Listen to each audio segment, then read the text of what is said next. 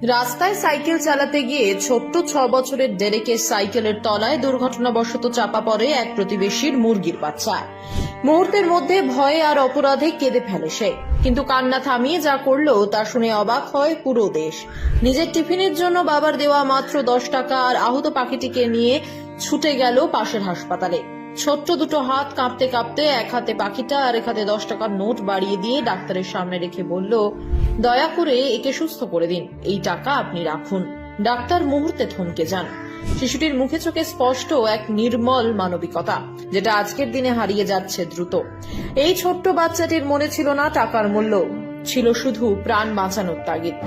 যদিও মুরগির বাচ্চাটি তখনও মারা গিয়েছিল, কিন্তু ডেরেকের কাজ প্রমাণ করে দিল মানবতার বয়স দেখে আসে না। তার নিষ্পাপ হৃদয়ের এই উদাহরণ দেখে সবাই মুগ্ধ হয়। পরবর্তীতে ডেরেকের এই কাজের জন্য সে পায় পেটা ইন্ডিয়ার কম্প্যাশনেট কিড অ্যাওয়ার্ড। তার স্কুল থেকেও তাকে বিশেষভাবে সম্মানিত করা হয়।